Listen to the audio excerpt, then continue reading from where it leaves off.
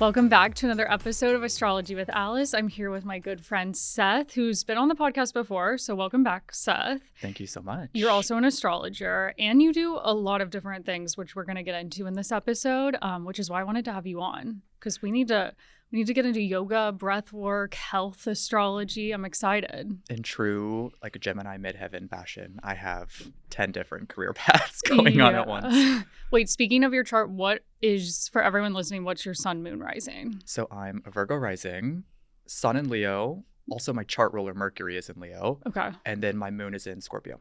Okay, love. I feel like I'm about to have so many Virgo risings on this podcast. I mean, I feel like you already have such a group of people who are Virgo risings around you, whether you're working with them or friends with them. Yeah, I attract that rising sign a lot. I think it's because of the Pisces placements. Yeah. And I also just like your vibe. Like, you're to the point. You're like, not critical is a negative word, but you're very like discerning, I guess. This is also how I feel about Leo risings. All my people are Leo risings in my orbit. Oh, I love that. Wait, so before we get into like everything you do, I just want to go back to like how you first got into astrology. How long ago was this? Yeah. Well, I love telling this story because it's all about you. It really happened when we were working together at Vogue back in 2017. Yeah. And I will never forget going into the closet every morning, 8 a.m., and I would hear you across the hall doing some kind of desk side chart reading. Oh my God. Writing different reports for horoscopes. And I don't actually think I ever got in-person chart reading from you in the office. No. But we did talk a lot about astrology. And I remember that was opening the doors for me to just know more about the depth and complexity that could exist within astrology. Because before then, I only knew my sun was in Leo. Same. I didn't really give it the kind of thought that was really coming through. Yes, really in 2018. Some memories are coming back to me. I just remember on our like Condé Nast email, there was like a chat box thing, and you would just like message me and be like, what does Pluto mean in this part of the chart? Oh, yeah. And I'd be like, why is Seth messaging me during the day? Like, I love it, but it was just so funny that you were like suddenly so interested too. Yeah, once I get hooked on something, I think it might be my Scorpio moon, I can get really obsessive with it. Yeah. And this was really a doorway into just understanding myself better, because I was working at Vogue when I was 21. Yeah. So I was really young. I didn't really know as much about myself as I wanted to at the time. And so really the first 3 years of learning astrology through you, through reading, just online study, was all about how can I understand better why I am the way that I am.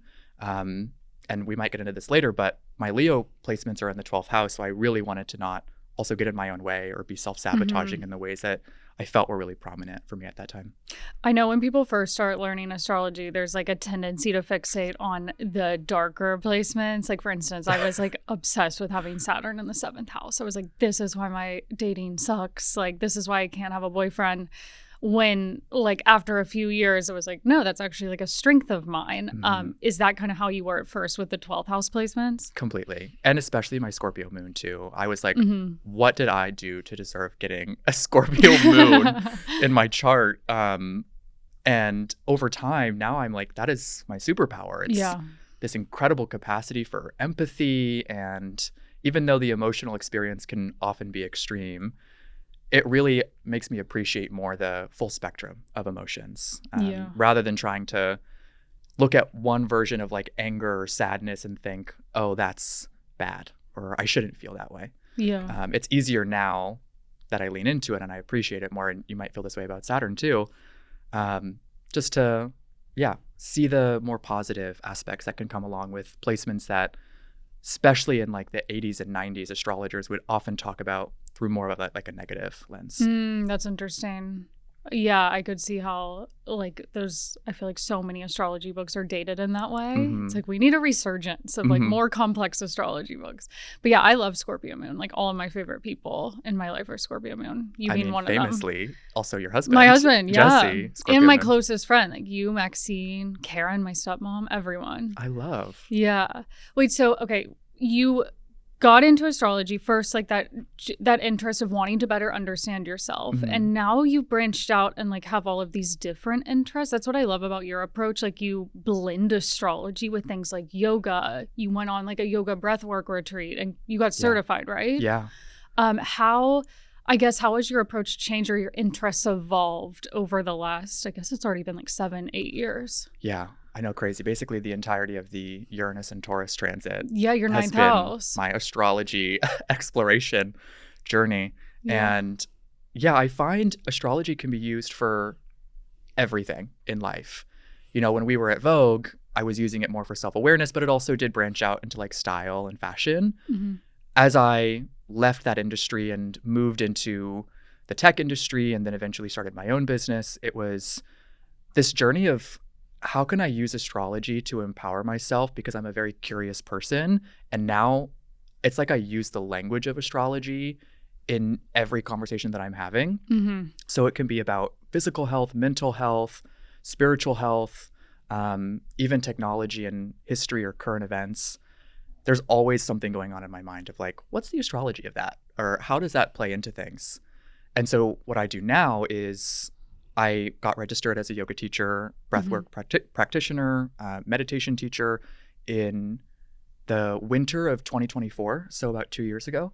And now I have what I call my cosmic vinyasa flows, where I sequence every yoga flow, breathwork, and meditation according to the zodiac sign that the moon is in, because of how the moon is symbolic of our physical body.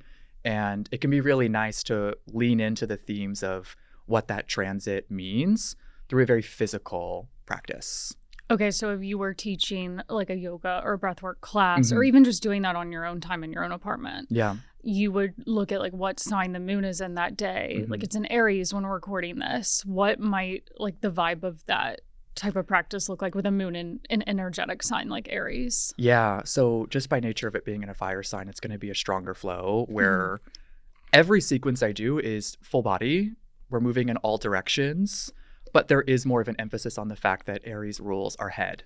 So I'm going to do a lot more head-focused poses and probably even spend more time doing breath work as a result of that. Like for my Aries flow that I have sequenced, I do what's called Kapalbhati, which is the breath of fire. And that mixed with the strong flow helps to get out all of that Martian energy, which then prepares for like a seated, quiet meditation, having gotten all of the wiggles out. What's your favorite moon to do this under? I can imagine Taurus moon, which is coming up in a few hours. Yeah, well, I'm really excited because tomorrow I am teaching a yoga class for this brand launch event that my friend is having, and it's going to be a Taurus flow. Oh my God. So very grounding, very like slow, stable. It's not intense at all, but that's also, I love that because it helps bring people who have never really done yoga into the fold to understand how good it can feel. Personally, though, my favorite is the Gemini moon flow. That's actually what I did for my final sequence at the end of my yoga teacher training. It's very diverse. You do a mandala where you're moving all the way around the mat, and it just keeps things surprising and satisfies my Gemini sense of like, I need things to be different at any given moment or I'm going to get bored. What body part is Gemini again? Isn't it the lungs? So yeah, Gemini rules the shoulders, the arms, the hands, and the nervous system. Okay. So it goes even higher to Mercury, but it deals in how we experience things like anxiety or issues with the nervous system. Interesting. I want to linger on this topic of health astrology a bit because it's not something I have a ton of knowledge in. I mean, we went to Norwalk together in 2022 and that really opened my eyes to all of these different areas that you could take astrology. I went to several health conferences, but I've yet to like put it into practice really. And that's something you do. What, I guess looking at like the birth chart first, and then I want to talk about like transits that might involve health. Like if someone, I don't know, like, is there a difference between, I guess I want to start with like, what parts of the chart would you look to for like health problems or? So I would always look at the chart ruler first, given that that is the body that is, or that's the planetary body that represents the physical body beyond what the moon is sort of generally for everybody. So I always look at what is going on with the chart ruler, what sign it's placed in, does it have dignity or not? Because oftentimes what happens is if you have your chart ruler or really any planet in a zodiac sign that doesn't have strong dignity, it can indicate that there might be health issues related to the area of the body that that planet and sign is connected to. For instance, what's the sun connected to in the body? Because I have the sun in detriment. Yeah, so so I'm curious. the sun would be connected to Leo, which would be connected to the heart. So heart-related topics would be one where you might want to focus more attention on. I wouldn't think that's an issue when I'm like young. You're young. I know. I'm like, I hope I don't have a heart attack when I'm like 60. No, but it might be worth as you do get older, and especially as I think in the next like 5-ish years, Pluto in Aquarius is going to go over your sun. Yeah, that happens next year. It could be a good idea to just check in on heart health and focus on like foods that you can be eating or ways that you can take care of yourself that work specifically with the heart. So in addition to chart rule, I guess, how do you see your chart ruler placed in the 12th? I guess you have it in Leo, so maybe similar themes of heart? Definitely. Technically, Mercury in Leo doesn't have any kind of special dignity, so I am somewhat grateful for not necessarily having any major afflictions to my nervous system or digestive system. What I actually find is that my Saturn in Aries, which now I'm officially in my Saturn return, Saturn rules your bones, your teeth, your skin, and that's always where my issues have been. I just finished a like 6-year journey of orthodontia. Oh my God. Fixing life-threatening issues with my teeth. I've had issues with my spine where there's been some injuries and stuff. So that's where I focus on like, how can I make my spine, my teeth, the areas of my body that Saturn rules as healthy and strong as possible, honoring the fact that I'm now in my Saturn return, and that's going to be a very prominent influencing energy for the next 2 years. Saturn is in Aries, not a great sign. So it's like those things might be more of a challenge for you. Exactly.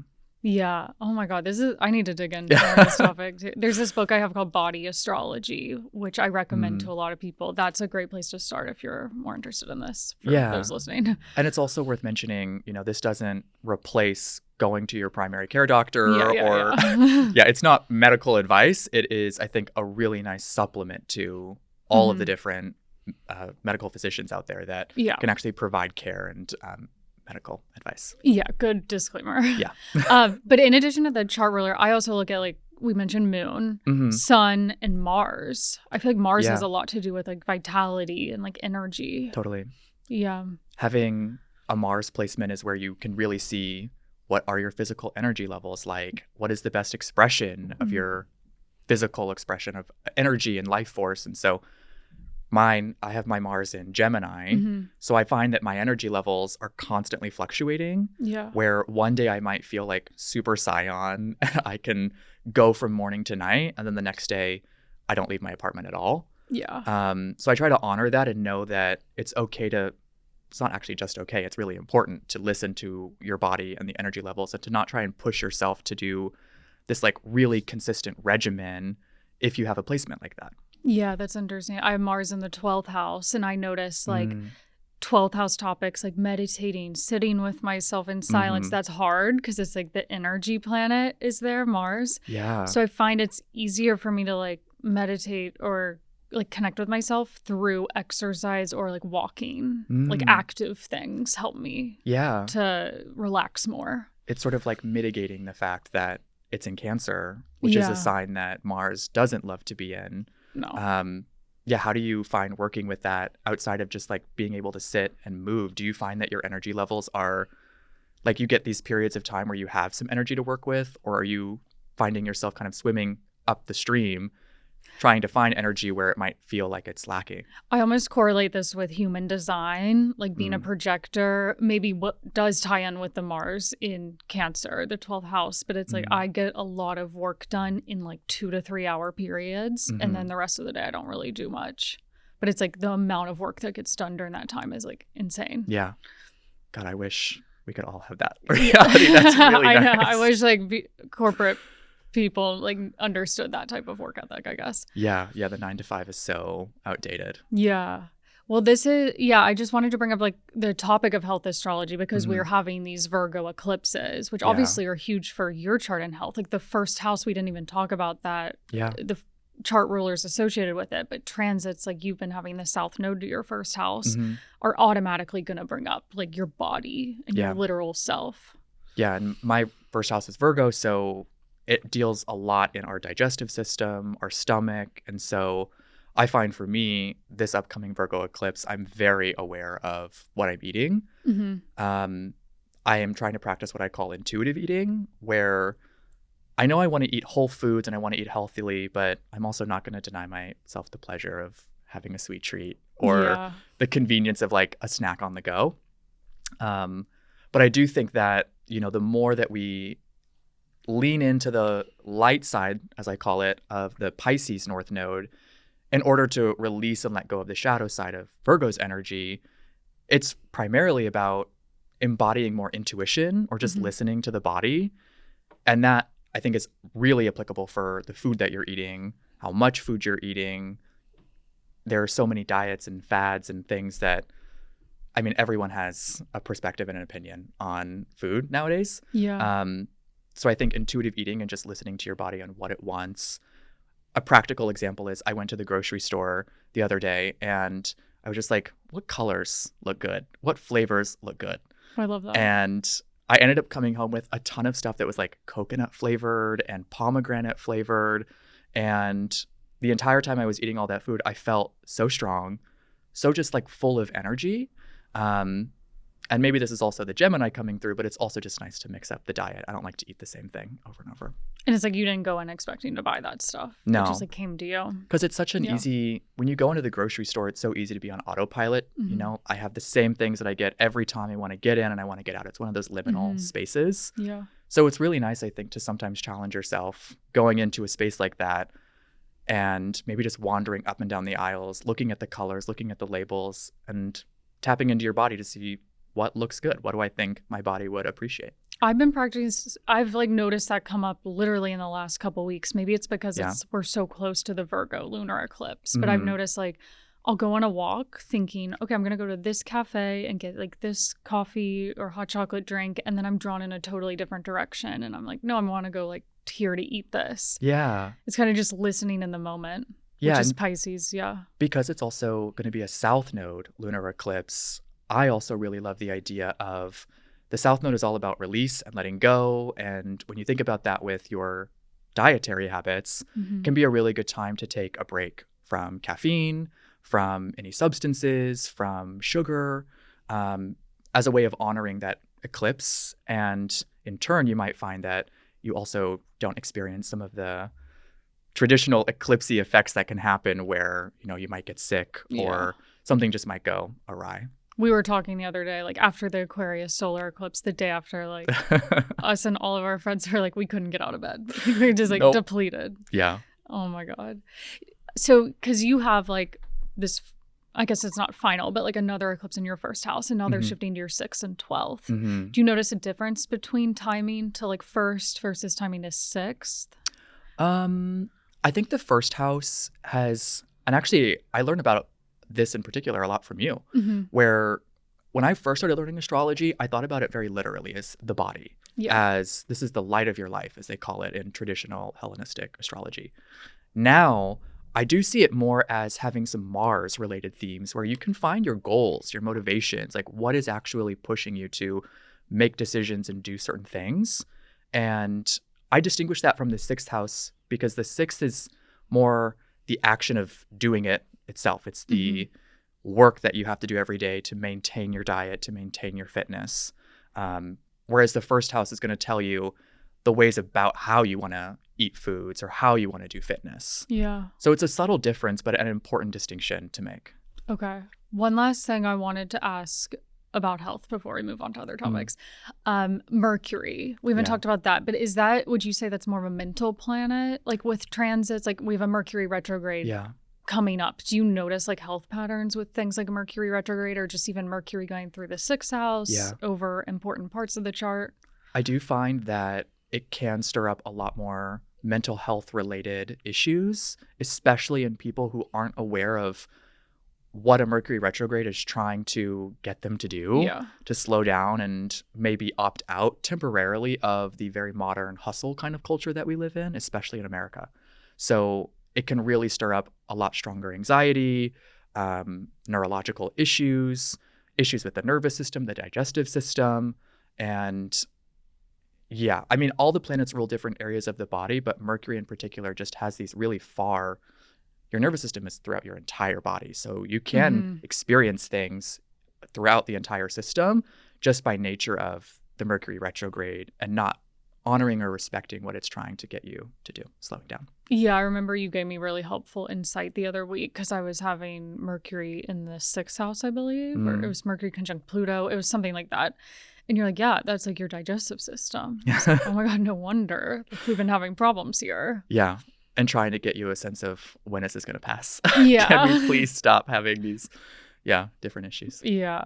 Okay, I really need to do more. Like, you're so knowledgeable about this topic. I love it. I mean, my whole astrology practice is grounded in the principle of I want to encourage self-awareness, self-acceptance, self-love. But once you have that baseline, how can people find balance between the different pillars of their health and well-being? I mean, for a lot of people, they might have really fantastic physical health, but then their spiritual health might be totally lacking because they're so focused on that one area of life. And so the reason why I like doing astrology and yoga and breathwork and meditation, and there's a few others, is because I want to have different topics that can address each of the pillars of health and well-being so that if I'm working with a client, and one of the gifts, as you know, of being an astrologer is that you can work with people for years, sometimes decades. I know. And so you're really close with a person, seeing the arc of how they're growing. And that affords you the benefit of being able to tailor almost the prescription or the kind of work that they would do in between your sessions in a way where one session might be about, hey, we're going to focus on just the astrology this time. Or another time might be, let's actually sit and ground ourselves into our bodies and do a little somatic work. You can tailor the plan a little bit more based off of just having the benefit of working with somebody for a long time. So speaking of readings, how do you structure your readings? Yeah. So I might have a bit of a different approach than some astrologers. Yeah. I always start with looking at their moon sign and their progressed moon sign. Interesting. I want to know what is their emotional awareness at this moment in time. That helps me get the door into a connection. You can't really get into the rest of the planets if that person doesn't feel emotionally safe or taken care of. And of course, the sign that it's in will tell you a lot about how to do that. And then the second thing I always do is I look for their Time Lord and what perfection year they're in, because that tells me what stage of their psychological development are they currently in. Are they in the cycle that lasts between the ages of 24 and 35, where it's really about building up the ego through a lot of experience and experimentation? Are they in an earlier cycle, a later cycle? And the Time Lord, I like describing it as it's like the passenger princess to the chart ruler who's behind the wheel. Yeah. Really determining a lot of the timing. Are we going to take rest stops? Are we going to take detours for the year or two sometimes that it is active? Over the last couple of years, I've just realized how important the annual perfection Time Lord is. Yeah. And it's so simple too, which is refreshing for a lot of the techniques that are not simple at all. I love how you brought up that time period, 24 to 35. When I think of, there's a ton of age ranges that probably listen to this podcast, but I know I have a lot of people in their mid 20s to maybe 40s, 50s. I think of key turning points in these ages as 27, 28, 29. Totally. And then also 35, 36, 37. And then we could also get into 42, 43. Yeah. But yeah, with looking at progressed moon, annual perfection, why do you, I guess I know the reason, but I want to talk about why those are such big turning points for people. Yeah. For those who don't know, the ages of 27 through 29 is when everyone goes through what's called their progressed lunar return. Yeah. So a really important return in your progress chart that signals a coming of age story that's taking place. It also just happens to coincide with most people having their Saturn return beginning. Yeah. So that theme of maturation applies very significantly to the ways that we take care of ourselves, because especially in our youth, I find that it's so easy to overindulge or do things in a way that don't necessarily respect the body's needs, because your body is really resilient. So that can be a wake-up call a lot of times for, I need to get a little bit more serious about, am I drinking too much? Am I eating the wrong foods? Am I just not doing what's going to make me feel the best in my body? Yeah, I would say I wanted to bring up like that 27 period specifically because it plays so into like what you were talking about with like progressed moon being so important with what you look at. And I did find at that age, it was like, okay, I actually need to nurture myself in ways I haven't done my entire life, or maybe I didn't receive as a child from parents. Yeah.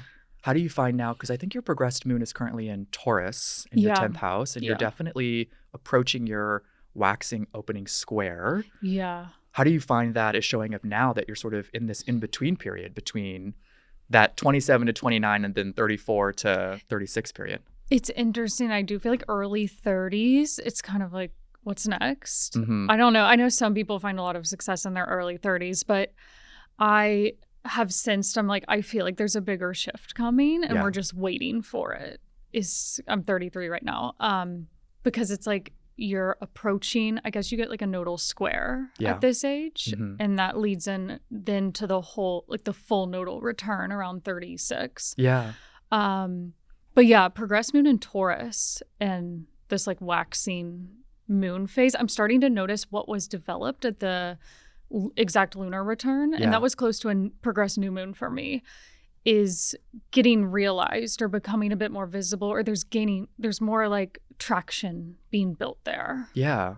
And maybe also just for my knowing you and sort of the different trajectories you've gone already so early in your career, I wonder how much of like a distillation process is happening for, like, you've had all these experiences, writing, speaking, doing one-on-one, to understand this is what I really like, this is what I'm really good at. Exactly. And so how can I hone that when I come into the like post square phase? It's like all of the new starts and the exciting new beginnings were at the progressed new moon, and then also close to that lunar return, like I said. And now it is just like you were saying, wait, do I actually like doing most of this? Or what am I the best at? And how can we make adjustments so that I'm focused more on that? Yeah. I definitely resonate with that so much, because my progressed moon just a couple weeks ago moved into my Sagittarius 4th house. And when was this? This was at the very end of January. So on like the 29th. Very recent. Did you notice the shift with the sign? Immediately. Oh my God. Yeah, we might talk about this later, but it coincides with this very deep transformative work I've been doing with a master hypnotherapist named Leo, where I have my Pluto at 0 degrees of Sagittarius. So the first thing that happens is this conjunction where I find myself really called to deeply work on the family related and just early childhood related like traumas and things that whole point of hypnosis for me is just how can you reprogram your subconscious in a way that eliminates indoctrinated fears or limiting beliefs. And as part of the cycle I'm just now in the opening of waxing square, because my progressed sun is at 29 Leo. Yeah, you're like a little ahead of me with the moon phase. I know, it's like barely like 10 or 15 degrees. Yeah. I love it. I think of degrees and you think of the years. I'm like, you're a year ahead of me. Like, tell me you're a Virgo rising who just constantly thinks about math without telling me.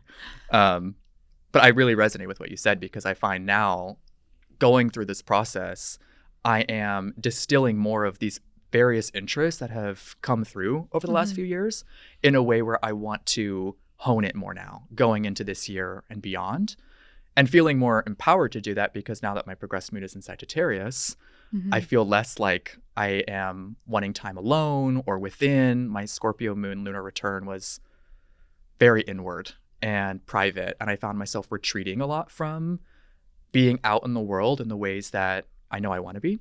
So I'm really looking forward to the next like 2.5 years that this particular progression is going to be taking place. Yeah, I was going to ask, like, I bet it felt a lot less heavy, like coming out of Scorpio, moving into Sagittarius. Like immediately. It was as if, well, there was a very literal weight that was lifted, but also an energetic weight that was lifted.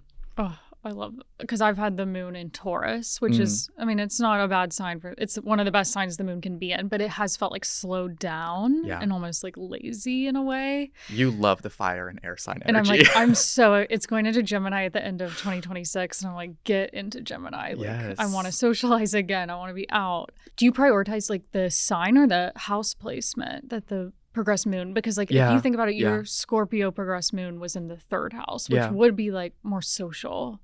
I know you did a lot of travel during that. I did. Was that when you went to the teacher trainings? Yes, it was. The way that my 3rd and 9th houses were being activated did draw me a lot to, I mean, I was reading so many books. I was doing my yoga teacher training and just wanting to be in a yoga community. And I always think about the 3rd house as a place of communication preferences, which is different than Mercury, because Mercury shows us how we think and process information, but it doesn't tell us the ways that we prefer to communicate.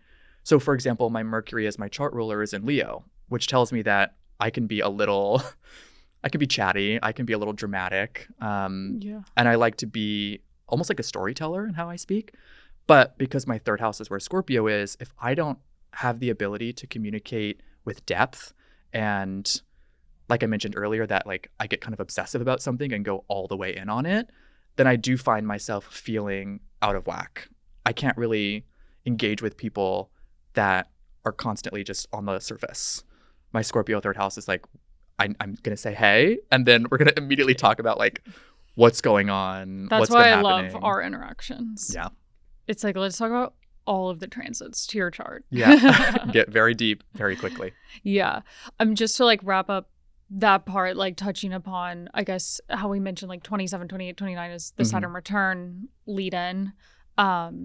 What I also was bringing up with like the mid 30s and then again at the early 40s are these different cycles of Saturn that you get at those times, like this first opening square and then the opposition. I mean, neither of us have reached those ages and have gone through them, so it's harder to talk about, but I can imagine it's similar where it's like you're at a crossroads and you need to figure out like, how am I going to level up in a certain area and what do I want to commit to? Like, is this really what I want to be committing to in the long term? Absolutely. You know, actually just yesterday I had 2 chart readings with clients that I've been working with for like between 2 and 3 years. They're both born the same year, 1991. So they're both 35. And I do find a lot of my chart readings are with that age group of like 35 to 36. It's because, okay, I love 1991 birthdays. And my husband's one of those. Because they have Jupiter in Leo. Yes. I think it's because it aligns with our chart really well. I hadn't thought about that. That's a great point. Yeah. But it's interesting to see how in that shift they're going through, there is this unifying theme of, as they prepare to go into 36, they are ready to commit to things and to apply themselves in a way that, to me, I see 36 as like, you are an adult. Yeah. You know, the Saturn return will initiate you into adulthood, but you do still have a few years to work it out. Once you get into 36 and you start that 12-year cycle, you know who you are, you know what you're good at, and you know how you want to use that knowledge, not just to your benefit, but to everyone that you encounter. Yeah. And so for some people, that looks like really leveling up in their career. Others, it looks like having a family. But generally just being more committed to the typical adulthood themes come up a lot. And you get that first house perfection year, which you hadn't gotten since 24. Yeah. So it's like, okay, this is a brand new 12-year cycle we're starting now. Yeah. It's really, I can't wait to get there myself. I'm excited for 36 specifically. I know you'll get there before me. So I'm going to be, witnessing you lead the way. I wanted to talk about some current astrology going on because there's a lot happening. I mean, it all started in 2025, but it's definitely picking up momentum in 2026. I try not to I don't know. I hesitate with talking about like world event in astrology just because it's hard to predict events. Yeah. And I like to reframe these outer planet transits, like a Saturn-Neptune conjunction, Uranus moving into Gemini in relation to an individual's chart. So you can know what's in your control, what's actually going to happen with your life that you can focus on. But I did want to give more context, and you're so much better than I am at mundane astrology and just helping, I don't know, you give me such good insight on helping understand like what these outer planet transitions mean for like the collective and like how that could show up in history. So I wanted to just go over a few of these transits that are going on. Like we just had the Saturn-Neptune exact conjunction. How, I don't know, what's like the energy you see behind that, or like how people can work with like this confusing, I don't know, it's a huge confusing transit in my opinion.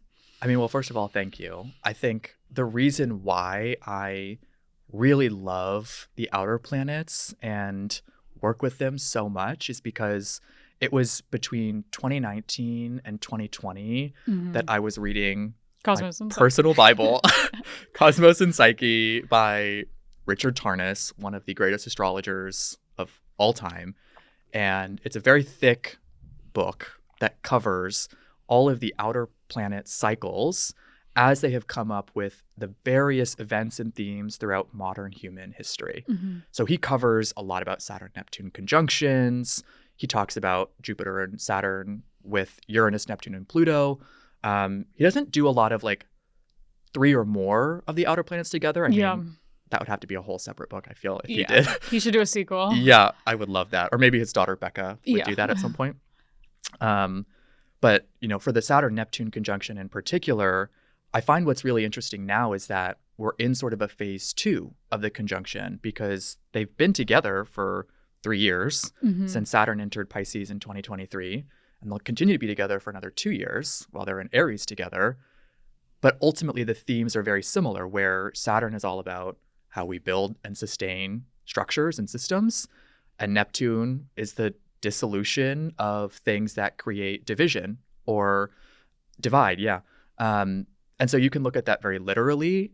I agree with you that it's not productive necessarily to try and predict specific events that are going to happen, but it can be really helpful to look at larger storylines that are playing out in different industries with different prominent people who have like a documented life that you can follow along. So I think of the Saturn-Neptune conjunction as being this, while it was in Pisces, you know, how do we make our dreams into reality? And now that it's in Aries, it's how do we actually create new systems to replace what will be dissolved and broken down via Neptune in the very outdated systems that just no longer serve us in this very modern age. So a very practical way of looking at that. Systems that are built from the Industrial Revolution. The 9-to-5 is a great example of this. Yeah. It just doesn't really work in the same way, especially as AI continues to improve. So what happens is over the next 2 years, we're going to see a lot of people building new systems for themselves that actually use technology in a way that empowers them and creates entirely new systems that I think over time do become adopted by more mainstream popularized industries. That's what I was saying in the Pisces season forecast I put out, where I was talking about this conjunction. Like, I do believe as Saturn moves further into Aries, even though it's still co-present with Neptune until 2028, I just feel like a new way forward will start to unfold. Yeah. And then when we get to Saturn and Taurus, maybe that's more about like concrete, like business endeavors. It's like after you establish the newness of the system, you pioneer this very courageous effort to do something that you haven't seen anyone else really do mainstream before. The Saturn and Taurus comes along for 2.5, 3 years to ask you, well, how do you make that grounded and practical and stable over time? And what's interesting is you can layer that in to the rest of the outer planets and the amount of time, because Uranus will be in Gemini for 6 years, Neptune's in Aries for the next 12.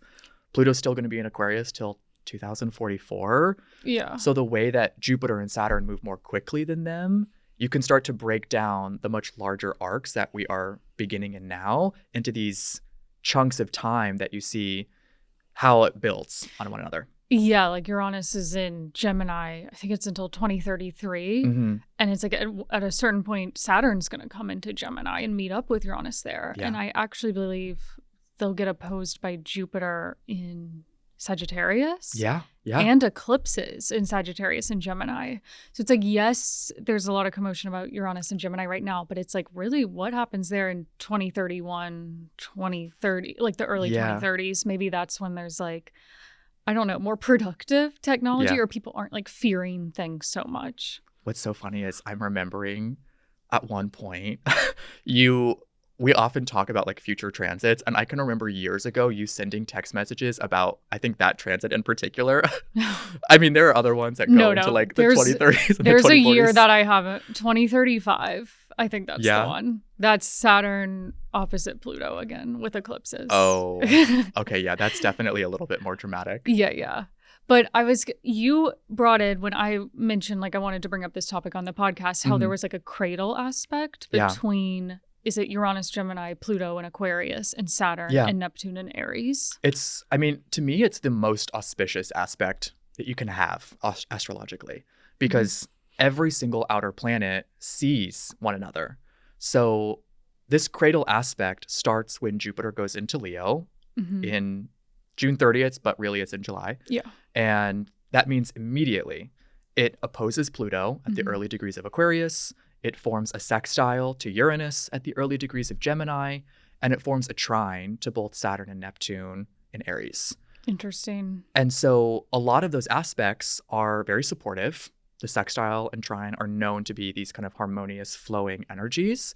The opposition does bring in tension, but ultimately the cradle aspect, it's called that because it mimics how a baby is held in a cradle.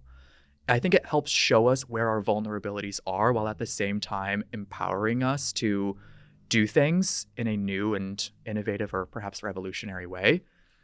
Do you see... Yeah. I want to let you go on, but I was going to say, out of all of those planets being connected in this aspect, do you see one that's going to have like the most power this year there? Or it's hard to tell? I mean, just by nature of knowing the lunar nodes are going to move into Aquarius and Leo in July, where Jupiter and Pluto are, I think that opposition is going to be the loudest. Okay. Yeah. And that probably will continue to be the case for the rest of the year. I mean, that's not to say that we won't recognize Uranus, Saturn, or Neptune, but that opposition is going to be just amplified by the nature of eclipses being what we all feel very prevalently on like a day-to-day basis, or especially during eclipse seasons, which we have an eclipse season in August that will activate all of that. Yeah. But I was also going to say that these are all outer planets. And so on the one hand, the cradle aspect is very supportive and helps to hold us. And on the other hand, it's not like that means everything is like sunshine and rainbows, you know, like the process of removing or even destroying structures and systems that have existed for up to centuries is chaotic. It can be really challenging. And yeah, there's a process of adapting in that, which I think we already see playing out now. But what I'm trying to help instill in people is that this cradle aspect tells us astrologically that on the other side of that enormous change is a really strong and supportive number of systems that we can all rely on for a much longer period of time as we move into just a very different age of humanity. Yeah, I see that as like a 2030s thing. Definitely. Yeah.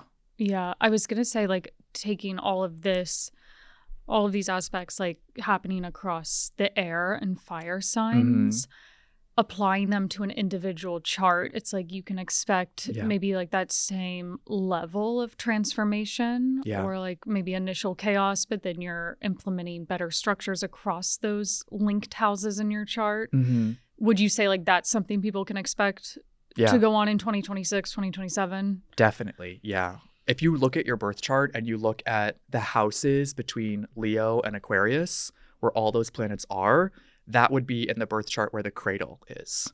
So it's like that's where a lot of the changes are going to be unfolding, but also where you'll find yourself held in many ways. It's not to say that the other half of the chart gets left out or is completely just blind to your experience, but I would doubt that there's going to be the same kind of activity taking place in the part of the sky where there aren't those major outer planet shifts compared to the cradle. So it's kind of like the like Aquarius, Aries, Gemini, then wrapping up at Leo. Yeah. And then it's like not a ton is happening with like Virgo through like Scorpio, Sag at the moment. Yeah. Okay. Yeah, that's interesting. I need to go like look at how this might play out in my own chart. Yeah. I mean, for any Virgo risings out there, it starts in the Aquarius 6th house of work, carries through to Leo in the 12th house, a place of spiritual well-being and endings and closure. So basically the 1st house through the 5th house are the emptier parts of the chart, which is to say for Virgo risings, that cradle is going to help push Virgo risings into a place of more visibility, because that cradle is basically in the top half of the chart where everything is seen by the light of the sun. But other people who might be a Pisces rising would have the opposite experience. I was going to say that like theirs would be more about like internal work and like figuring out who am I, like how can I build up my creativity or my confidence. Exactly. Okay, yeah. Oh, I love this. I want to talk about your hypnosis journey, to switch gears completely. I guess what started this, hold on, I'm obsessed. What started this, for anyone watching the video, Journey of Souls is our favorite book at the moment. I mean, I read this in 2018. You just read it this year. I reread it this year. What is the book about? Like, if you could sum it up. So essentially, Dr. Michael Newton, master hypnotherapist who is responsible for hundreds, if not thousands, of case studies in hypnosis for life between lives, gives us this book, Journey of Souls, which is probably like 30 to 40 case studies of real client experiences that explore just questions around life and death and what happens in between. So it is very much oriented around the philosophy of reincarnation, and it goes into past lives a little bit, but really looks at what happens with the eternal soul when it has just died in a human body, when it's being reunited with its soul family, when it is preparing to select a new life to come into, and all of the karmic themes that get held in that process. I don't know about you, but when I read this book, I didn't like question anything. I was like, yeah, that's all. Same. That's exactly what happens. It felt like I'd been asleep for almost 30 years. And it was like, I'm waking up to things that like, they all resonate and make so much sense. Yeah. It's so crazy. Like, I find the book to be super comforting because it's like, oh, I chose this life for a reason. Yeah. Like, I had options of where I wanted to go, and I chose to have this specific path. Yeah. And I love how he talks about how like meeting people throughout this life, like there's like a, what is it called? Like a hint or like a signal. Yeah. But you don't remember it like in your conscious body, but like your soul knows that that's the signal, that that's like an important person you're meant to meet. Like things like that he talks about in the book are so cool. Did you feel that way when you were meeting Jesse? I'm trying to think if there was like something he did. It was more just like a feeling like after this random person had slid into my DMs saying she wanted to set me up with this guy, I like had a dream that we were holding hands. Oh. And that was even before like we had settled on a first date or anything. So I just felt like comforted in that way. Yeah. But he talks about in the book how there'll be like a dance or like couples like met at a dance and there's like a certain signal that they're giving each other. Yeah. I like that he talks about how as souls, they will practice when they meet in their next life. Because to your point, we have these amnesia blocks in our conscious mind that are necessary so we don't continue to embody the kind of traumas and experiences that might have played out in past lives. But because they're practicing, they're basically priming each other to be able to find one another in their next lives and perhaps feel that very immediate spark of connection or love or whatever else. Because he talks about in this book, like all the many phases, like first dying in one body and then like what happens after that as you're entering the spirit world. And then you go before a council and like you review your last life. Yeah. And then you figure out what do you want your next life to be. Or also you have like a group that you're associated with in the spirit world. And like you're spending time with them and like reviewing what happened. Yeah. What was like the most meaningful part of the book to you, or what stuck with you the most? I think my favorite part of the book is the way that it helped me transform what maybe before reading the book I might have felt victimized by. And then coming out of it, I'm like, I have a whole new understanding of the kind of challenges that I encountered, especially in my earlier life. Like, why might my soul have chosen to be born into a family that was basically poverty level for my entire childhood? Or why did I choose to be born into a religious cult where there is this extremist perspective on religion and spirituality? And through the different case studies, he also has a second book called Destiny of Souls, which is like 100+ case studies, so even more dense and helpful. I've been able to better understand some of the karmic origins of the things that I've experienced in my life so far. And it's also given me comfort in, I haven't met my person yet. And now I'm like, well, I don't really need to worry about that because I'll know intuitively, instinctively, when that happens, how I feel like we are meeting again for the first time, but after knowing each other for a really long time. I like how this like way of thinking, like things are just meant to happen at very like specific moments in time is also like shown in astrology. Yeah. Like when you're meeting someone, that is showing up very obvious in a transit chart. Yes. Yeah. Or like when you're having a baby, for instance, or like moving to another country, like those types of big like turning points in life are seen in astrology. Do you think like the birth chart though shows insight into a past life, or what? What would you say? Because I kind of think is the whole chart as just showing like, I guess the whole birth chart is like, what are these lessons you came here to learn, and what are you working through? But what are there specifics you would prioritize more? There are two things. One is the house and the sign that the south node is in. Right. Yeah. And then for everybody, what is the sign in the house, or what is the sign for the 12th house of the chart? Because that 12th house represents that moment just before you were born into your body in the first. And so it does hold a lot of insight into the qualities and themes that would have been relevant for a more recent past life experience. And an example of that would be for myself as a Virgo rising, my 12th house is where I have Leo. And so I've always felt from a very young age, I have expensive taste. Yeah. I like nice things. And Leo is a sign that is associated with royalty. And so I've always felt like in a past life, I probably had some sort of experience either in a royal family or in a position of wealth or privilege. And so this life, maybe I chose something like being in a family that is more poor and has to learn more financial lessons, because it helps show me the other side of the value and the meaning of building something financially from the ground all the way up. That's really interesting. Would you also say that like the sign on the 12th house shows what are challenges you've been grappling with in the last life that are maybe brought in as like still a challenge here? I think so. Maybe I might look more to the south node for that, just because it shows us the things that we are really comfortable and familiar with. So throughout our lives, we do find ourselves, especially during eclipse seasons, confronted with different aspects of how can we actually push ourselves into a place of uncomfortable change and leveling up. For example, I have my south node in Aries in my 8th house and my north node in Libra in the 2nd house. And so for that particular topic, I am like very hyper independent and I like to do things as much as possible on my own. But part of my soul growth in this lifetime is about leaning into asking for help and working with others and not being so hyper independent all the time.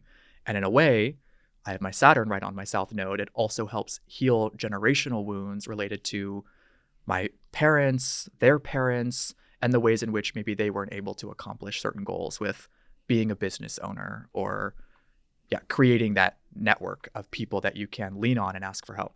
I was also going to say this very much ties back into like the ages we were talking about, like the late 20s, the nodal opposition, the mid 30s, the nodal return, and every 9 years increment after that, like getting one of those.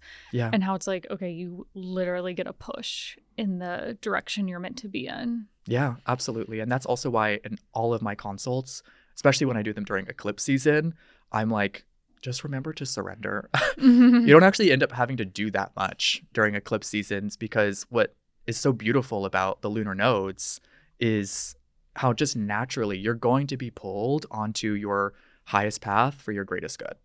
It's just more about not resisting or trying to force something that you think from the ego mind is the right way for you to go. Yeah. I think a lot of times, especially nowadays in the clients that I work with, basically the younger generations, the millennials, the Gen Zs, they already are really tapped into their intuition. And so I don't really see as much resistance.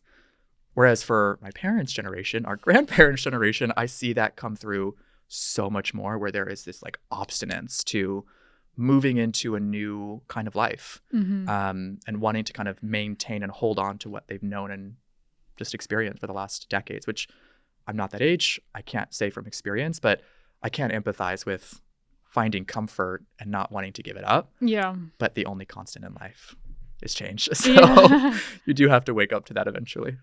I wanted to finish with like how you've taken all this work a step further, and now you're doing regular hypnosis sessions where you literally go into, you're going into a past life and also life between life. Each session has been different. This last session I did was very much about past lives. The session before that, though, we did like a lot of inner child work. And so it was a lot more somatic therapy, parts work, inner child work. But then the session before that, it was the total opposite. It was like I was almost astral projecting out of my body, and I met my spirit guides. I met Soul, my higher self, how I call him. And they were sort of visualized by these really beautiful lights. Like there was a golden light, which was representative of my spirit guides or my angels. Whereas my higher self was embodied by like a silvery white light. And then there was a third that was more like pinkish purple, almost like the color of a sunset, which wasn't as clear, but indicated to me that it was more of like a soulmate kind of energy, pulling me towards love and helping me to center my decision making from a place of like heart-led love. And so that's totally different than the experiences I had in the other sessions. And I still have one more in like a week and a half that I'm like, I don't know what's going to happen. We're going to sort of go along for the journey and see, because we've already covered, it's been over 10 hours of hypnosis so far. And this will be the last session. And I went to see him in 2020. I really need to go back because it's been like 6 years and I'm like a different person. But he's so good, Leo Max. Yeah. I want to have him on the pod to talk about this process. But yeah, he'd be an amazing guest. Like it's like 3 hours of like leading you into relaxation. There was just something in my body that like resisted fully relaxing. But I still got like that past life memory as a Viking, which was that's still and I felt so wild. I felt like I was in a different body. We were talking about like how it's like you feel like you're in a different body during this. Yeah, I had that experience this last session where it took a total turn from where I thought we were going to go, because in the part of hypnosis we were focused very much on chakra work, and there was a lot happening in my solar plexus, feeling like disconnected from my heart chakra. And then all of a sudden I start looking down, but not actually looking with my eyes. I have a blindfold on, and I like don't recognize my body at all. And then all of a sudden the picture gets clearer and clearer, and it's like I have burns on my body. It's like charred flesh almost. And then the picture becomes even more clear, and I come to understand that I was literally struck by lightning, which immediately my consciousness in that moment is just wondering like, what are the chances of this happening? And interestingly, feeling some of the pain and the discomfort in that physical experience without the intensity of it as if it were actually in this physical body in this lifetime. And so we explored the through line of that, as I'm sure you did with the whole Viking storyline. Yeah, it was like I was able to see why I got that memory. It was like stuff involving like not letting anyone in emotionally, and I like felt like my heart was like hard. It was like really weird. It was like a stone heart, and like Leo like helped me to melt it. That's actually really beautiful. Yeah, no. I had a very similar theme where that particular experience informed how in this lifetime there is a huge emphasis on the value and the power of physical touch. Because in that lifetime I was no longer able to experience that without severe pain. In this lifetime, I am leaning into things like yoga, where there is a lot of loving touch, or just in relationships, finding more comfort in having a longer hug, or being willing to like put a hand on a shoulder. Just there's so much that we don't often talk about or recognize when it comes to skin contact with people. And now after that session, I'm excited to push myself a little bit to explore it even more than I have been. It's interesting how you only get like memories from things that you like need to remember in that moment. Like you can't access everything. It's like, nope, this is a relevant message for you now. This is all you're getting. Well, that's the big difference between the work that Leo does with restorative hypnosis compared to Dr. Michael Newton in Journey of Souls, because that book is basically a case study accumulation for research. So he was leading his subjects down a particular path to gain more understanding of the spirit world. Whereas Leo and a lot of modern hypnotherapists act as a guide. They're not trying to push you in one direction. They want to see where you naturally go in your subconscious mind, because that's inevitably going to lead you to the things that you need to see and understand. Yeah. Oh, I love this. Well, it was so good having you on the pod. I could talk to you forever, but I'm like, we have a time limit. But I'm like, we could keep going. I need to have you back at some point. I mean, thank you for having me back. I always love these conversations with you. I feel like, I could talk to you for so long. This is probably the fact that I have my Mercury is at 14 Leo, which is right on top of your ascendant. Also, just all the Gemini placements. Yeah. And they connect with my South Node. We have a past life connection. I know. I think we're probably in a soul family. In the spirit world. I know. I'll see you when I die. Love it. Where can people find you, Seth? Yeah. You can find me at The Stargazer, Gayzer. That's on Instagram, on Substack, on my website. I offer chart readings for everybody across birth charts, transit charts, synastry, astrocartography.